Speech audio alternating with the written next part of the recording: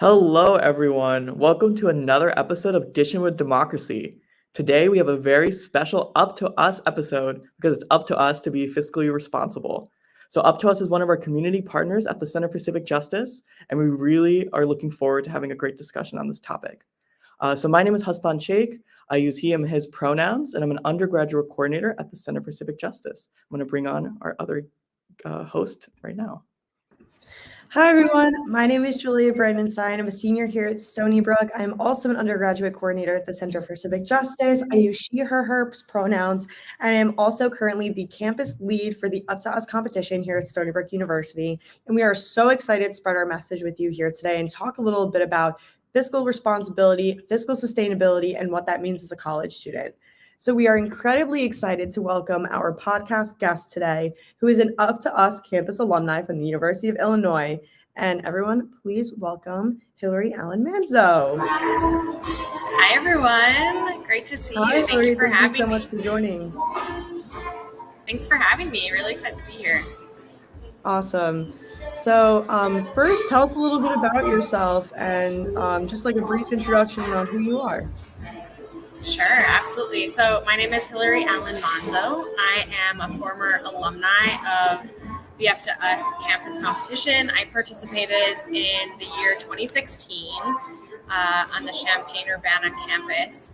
And I got involved my senior year. I was the University of Illinois League of Women Voters president for the student unit, and got involved because my cousin actually recommended this program. I knew nothing about the topic, but got involved and really glad I did. That's really incredible to see other students getting so involved at so many campuses around the United States. It's awesome to hear your story. But can you tell us a little bit more about your experience with the Up to Us competition and your participation and why you were really interested in the mission?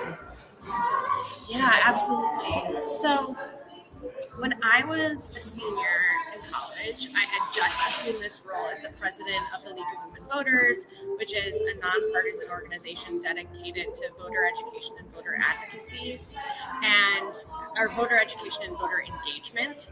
And I was really attracted to Up to Us because it is a nonpartisan program and it was about fiscal responsibility, which I didn't really know much about. My cousin who did the program at a college in Boston said, you should do this, it's really great. It's about the U.S. national debt, which I knew nothing about at the time. And I was looking for something that was going to inspire and motivate our members at the League of Women Voters. And so came across Up to Us and was really inspired by the mission of nonpartisanship and educating my campus community about this topic that I personally didn't know about. So I was curious about what the level of understanding was on my campus, kind of how the U.S. national debt and fiscal responsibility connects to all these other issues. And then the other big piece of it was its nonpartisan stance. So I was really drawn to that because I think that we have a crisis of communication in this country, and so much of the program was dedicated to getting people in conversation and dialogue with one another, and really helping to promote understanding and cross-party dialogue, which was really attractive to me.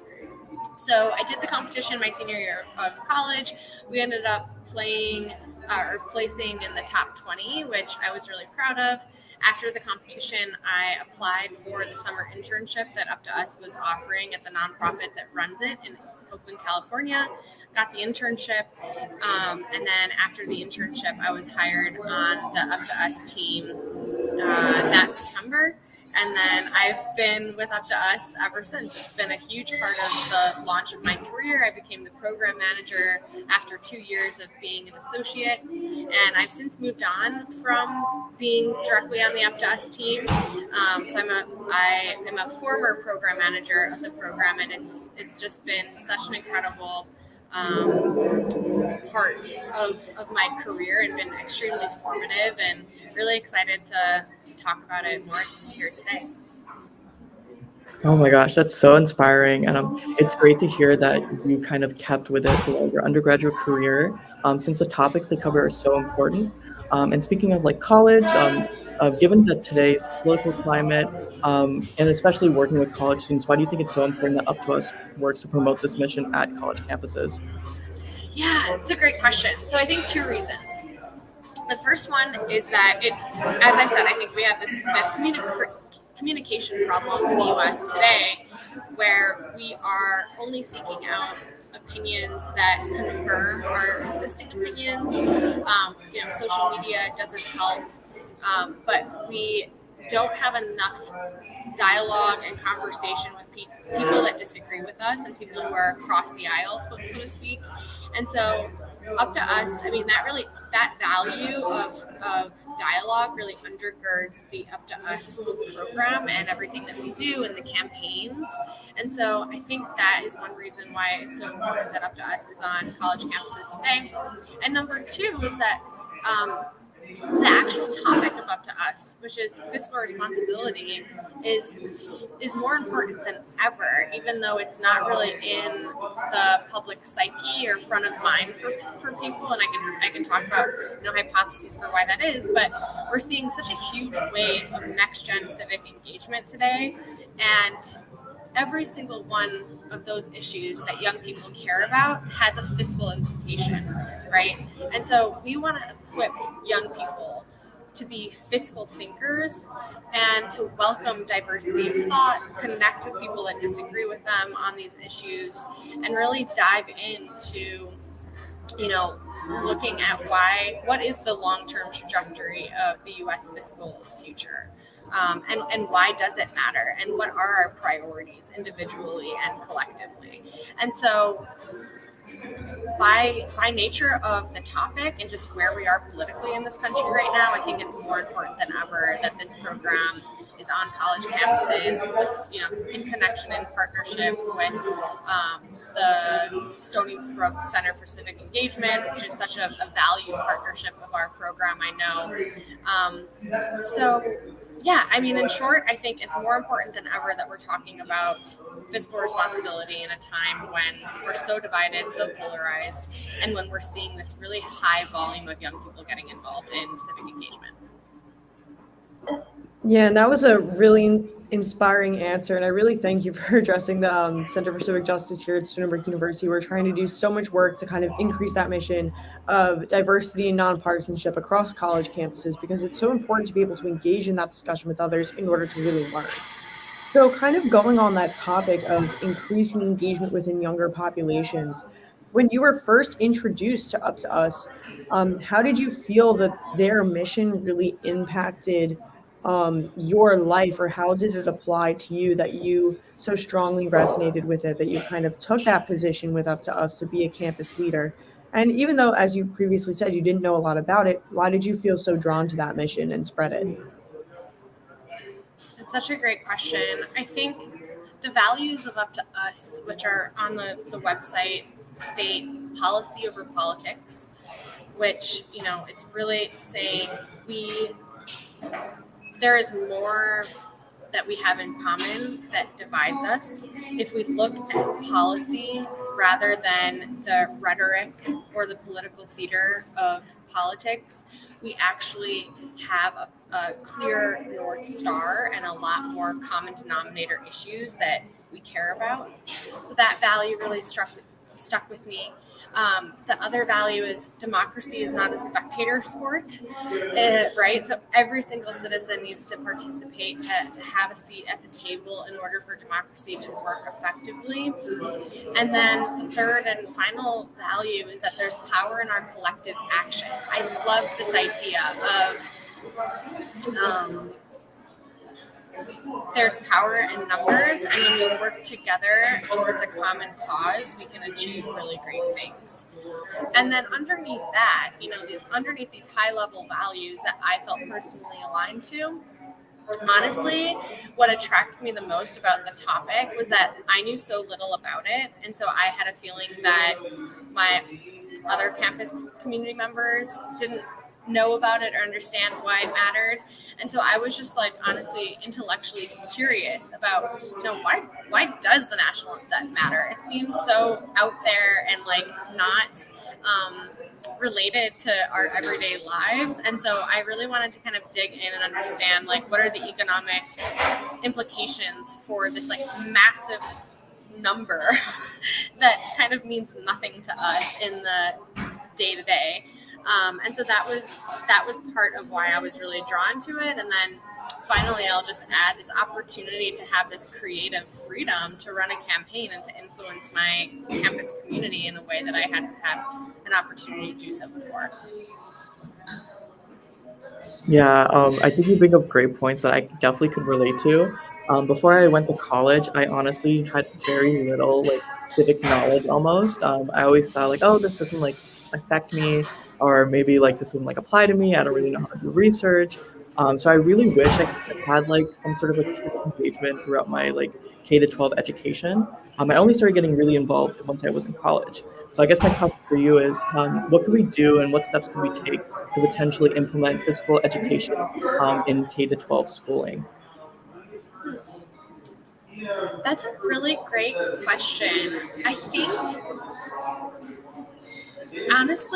we have to start at the individual level and first teach financial education to young people.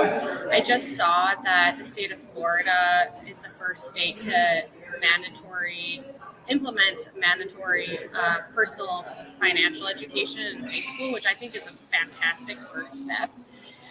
People need to understand how important financial stability and financial literacy is to first themselves as individuals, in order for us to have a really strong foundation to make the connection to why the federal government's financial stability is important. And now we're getting into fiscal policy, right? So you hear the terms financial literacy, financial stability on the individual context, and fiscal responsibility has the same importance for individuals' financial security. Of course, there are different nuances in the two, but I think it's super important to teach fiscal or financial literacy to young people as soon as possible. Have people manage budgets. I think parents can have their kids start managing money as soon as possible. Teach people about taxes, teach people about 401ks, teach people about retirement plans. And this really starts, in K through 12. And I think has a direct connection and implication to how we guide our government and public officials into managing money as well. And I think that is really so true as someone who kind of really has like that deep background, like recently just went through high school and everything. It's really not a topic that's often addressed. And it's really concerning, especially when you start getting involved with organizations like Up to Us, that really important foundational level of knowledge is what is going to make you aware of problems going forward. And it's going to be what is going to make you a change maker and really solidify your steps in resolving that issue at a national level. Now, kind of talking about people's understanding of fiscal responsibility and sustainability, with the rise of the COVID-19 pandemic, students and adults alike were constantly surrounded with headlines surrounding economics, and even today, surrounded with headlines relating to gas prices and inflation. So, how do you think COVID-19 impacted the ability of young people to understand our financial system and our prospects for the future?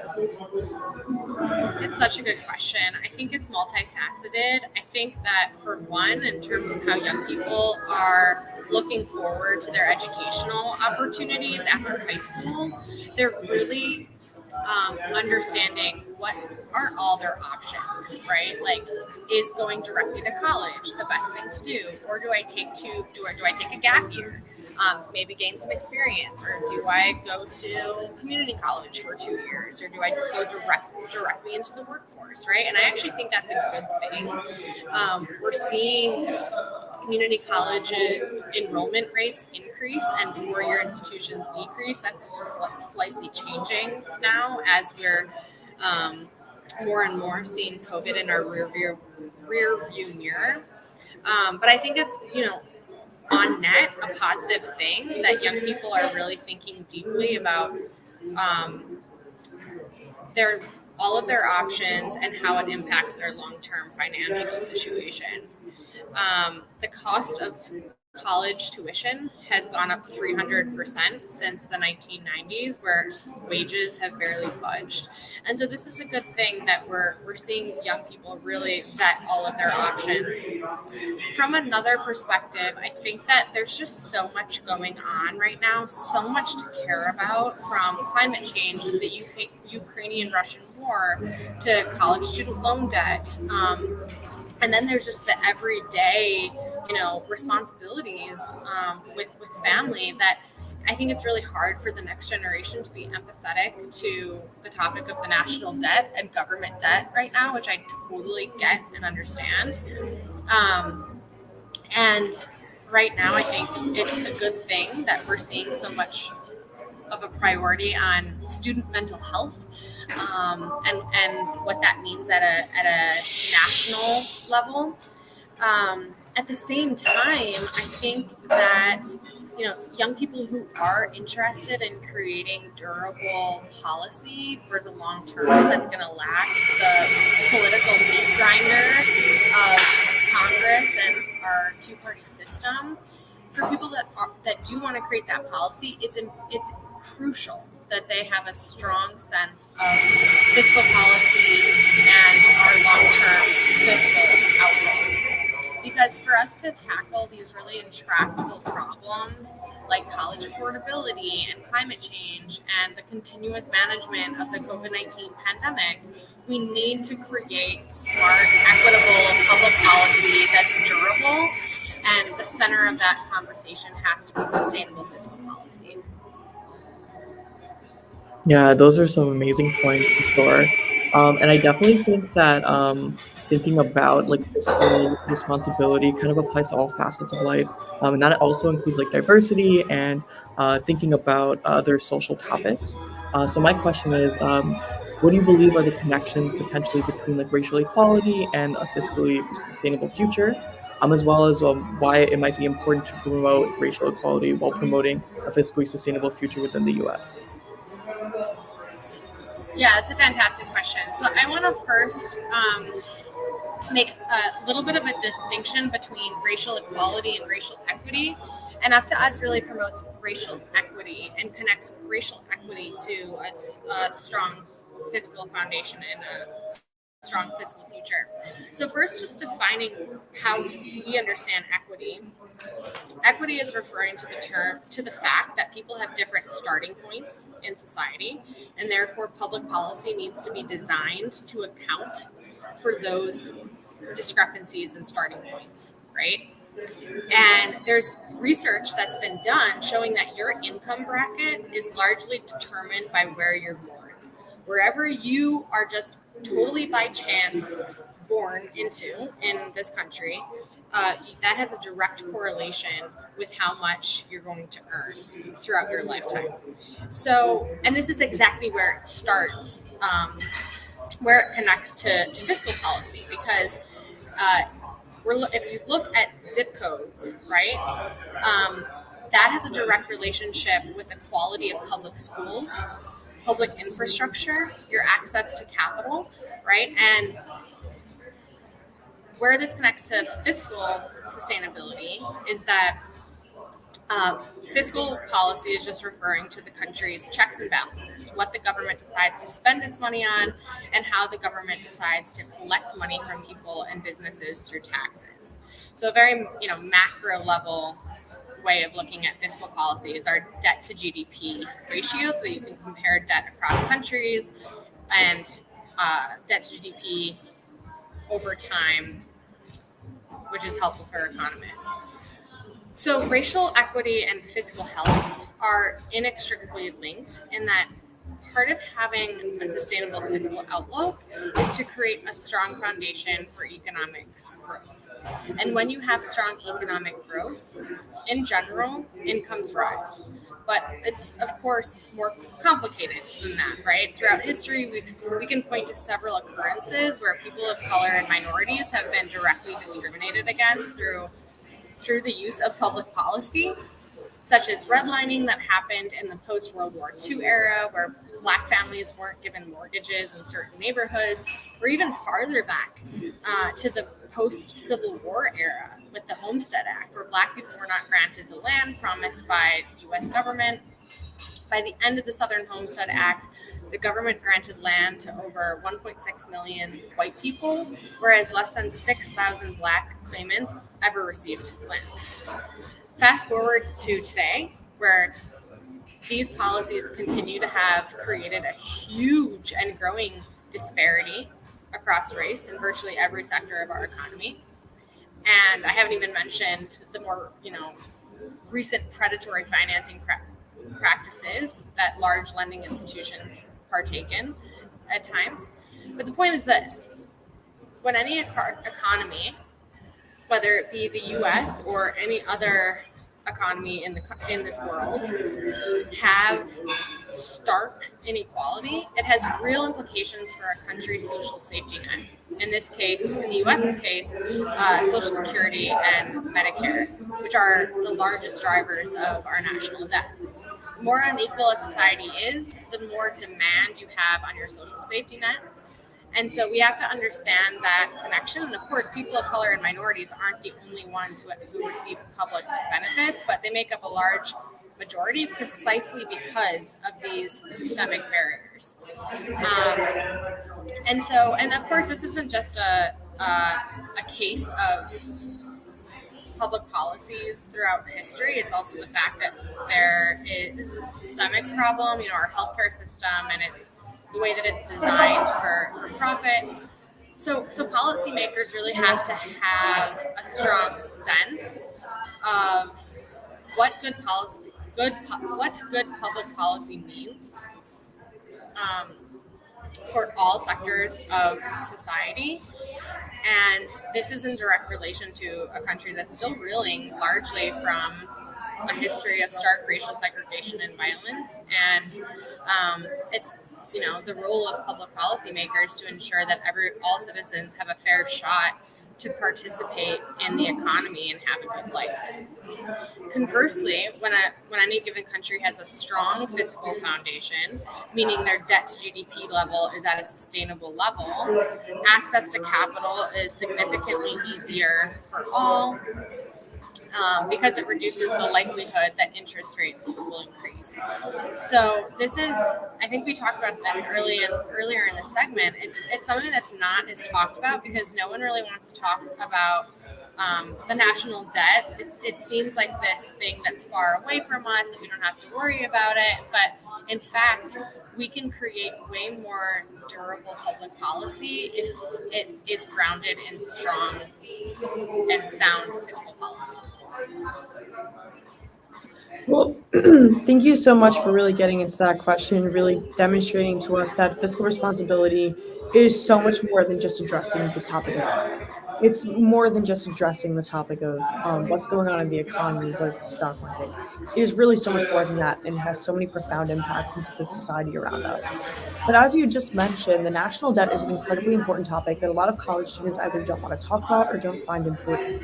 So what would you say to a college student who approached you and asked, does our national debt even matter? And if not, what should our real priorities be in our economy? So what would you say to that question? Yeah, so going back to what our goal is, to encourage policymakers to keep the long game in mind. We want a sustainable fiscal future in the long term. And the national debt is a critical component in that pursuit. And I think the easiest way to explain this is by first understanding that the U.S. government debt is not like a personal credit card, as one might think. The U.S. can set its own interest rates through the power of the Federal Reserve, and it also has the power to adjust interest rates as needed, as we're seeing right now with high inflation and the Fed responding by increasing interest rates slightly. The government also holds the power to print money as needed, which in this day and age is kind of adjusting a few numbers in a computer. And lastly, the U.S. Congress holds the power of the purse, the ability to tax and spend public money. So we have a lot more control over our finances than an individual does with a credit card. So it's not a fair analogy, which I see made a lot. People say like, oh, wow, we're so badly in debt, we should pay it all off immediately. Or the other reaction is like, we're so many trillions in debt, like we're never going to pay that. We should just ignore it completely. And it's neither of those things, right? It's more nuanced than that. And so we have to understand that debt is public investment, right? This is where it does connect to a personal credit card, in that an individual might take on debt to pay for college via student loan, or they might take on debt to buy a house, which is a long-term investment, right? And same for student loans, it's a long-term investment. And this is where, going back to, why this matters for young people, is that debt is our tool for public investment. Debt is how we finance the life-saving COVID vaccine research and the personal protective equipment that we so desperately needed for essential workers during COVID, right? Debt is how we finance these emergency checks to 160 million people during the first phase of the pandemic.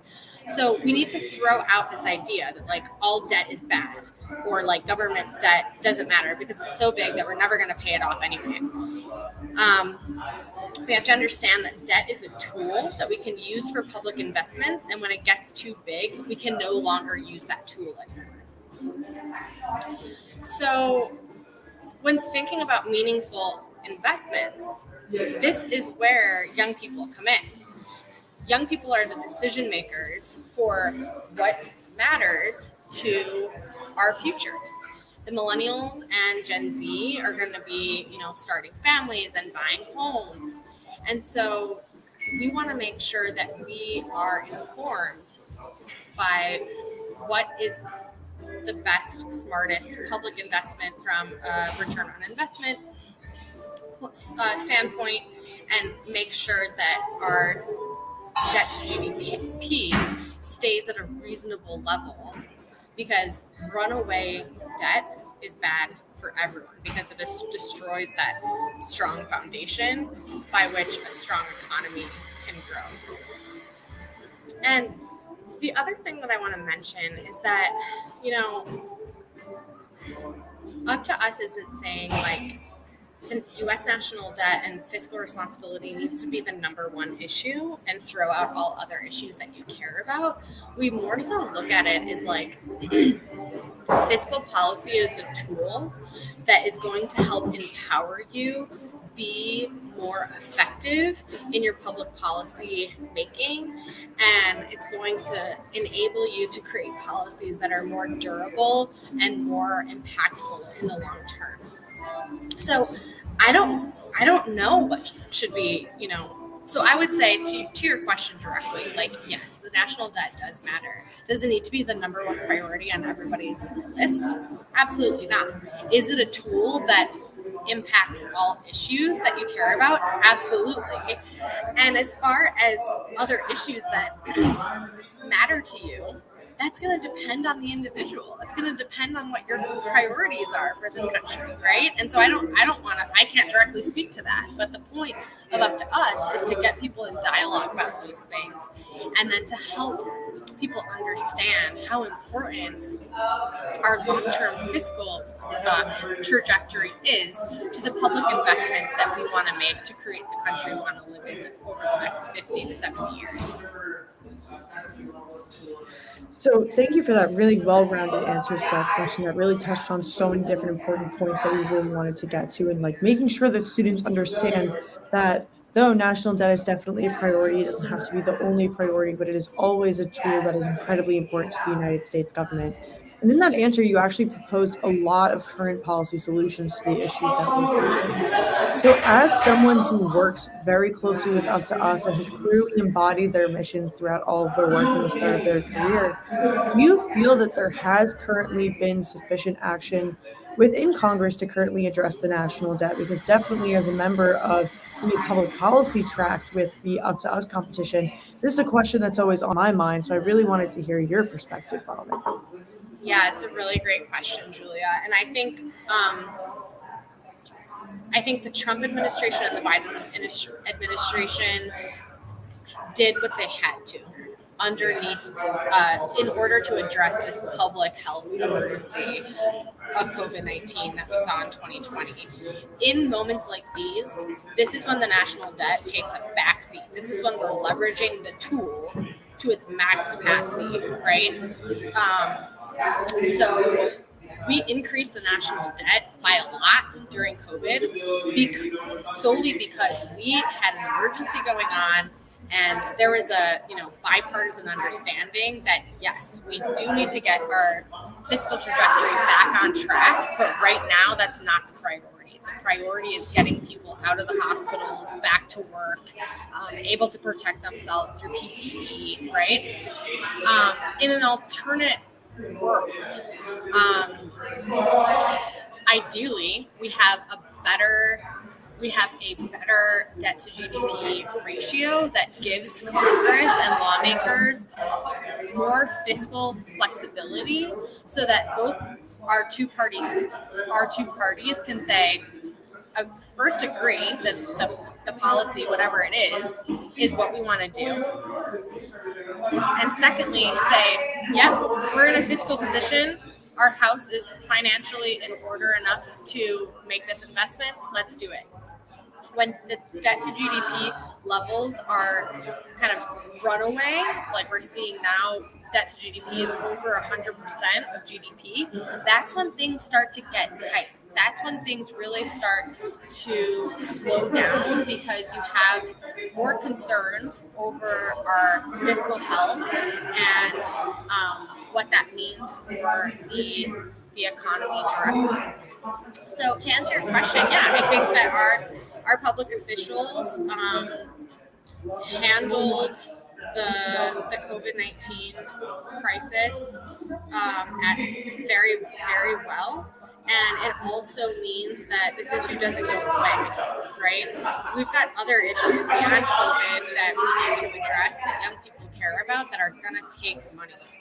And we have to get used to holding the two truths that our fiscal health matters, and we need to work in a bipartisan manner to agree on and pass the legislation that we all think is going to make this country better in the future. Yeah, that was such a great response. And I really think you drove home the deeper message of Up to Us and how it really just encapsulates even just international politics as well. It's such a very important topic. And given that we are taking part in the Up to Us competition on our college campus and doing our part to make sure that our college community is fiscally responsible, do you have any advice for us at all about how to successfully campaign and engage our campus body for Up to Us's mission statement?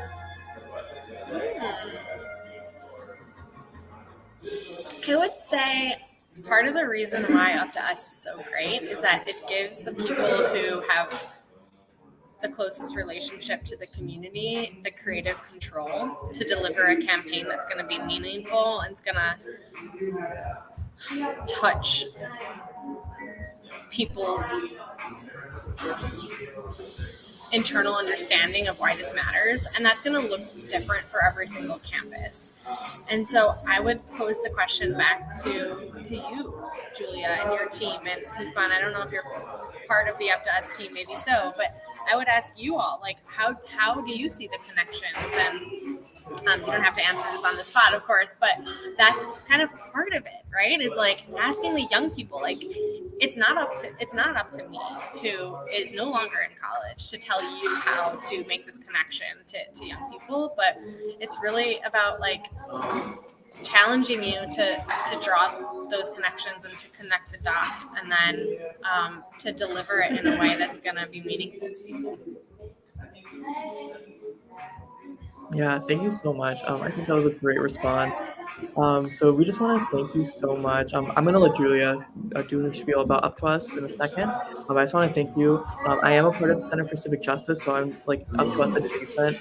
But yeah, I just wanted to be here to support Julia and make sure that everything was running smoothly in terms of local content. You provided so much knowledge and great responses to all the questions we asked. I just wanted to thank you from my end. So I want to pass it off to Julia so she can speak. Well, once again, Hilary, of course, we want to thank you so much for joining us from Up to Us and as well Net Impact. We really appreciate all the work that they do to help further their mission on college campuses and think it's incredibly important. And all year round, even when the Up to Us competition may not be running, we really still work to try and promote that mission. So once again, thank you for being such a strong supporter of that mission and for being able to come out and speak with us today. We are so appreciative of it. And before I hand it off to Hilary to give her final remarks, Stony Brook students, make sure to sign our Up to Us pledge for the Stony Brook University campus so that we can have the opportunity to win that Up to Us prize. And we are so excited to be sharing content with you like this all throughout the rest of our campaign and our contest. So, Hilary, if you want to tell us about anything that you're currently working on or any of your socials so that people can find you, let us know. Awesome. Well, first, I just want to thank you, Husbaan and Julia, and the Center for Civic Justice at Stony Brook for having me to come on and talk about this. Julia, I want to wish you the best of luck with your campaign. You're doing such a great job, and can't wait to see the impact that you make in your college career and beyond. I think your trajectory is really exciting to follow. And if people are interested in learning more about Up to Us and getting involved in the campaign, you can visit itsuptous.org or find us on Instagram at It's Up to Us with the number 2. And we've created this really great series, really trying to highlight the voices of Gen Z. It's led by an Up to Us alumni who is currently on the Up to Us team, Ian Mowat. So check that out, This Gen Z Life. You can find it on our webpage as well as our social channel. And just thanks once again for all your work you're doing, and thanks for having me today. Of course, once again, we want to thank you so much for coming out. Once again, Husbaan, as a peer and a friend, thank you so much for helping run this podcast. Hilary, thank you for being a great contributor. And we will see you all in the next episode of Dishin With Democracy for Up to Us. And we will be excited to share more content with you there. And make sure to check out our website for our upcoming Q&A with Chuck Schumer. And we'll see you in the next episode. Thank you all so much. Bye, everyone. Take care. Bye, everyone. Bye-bye.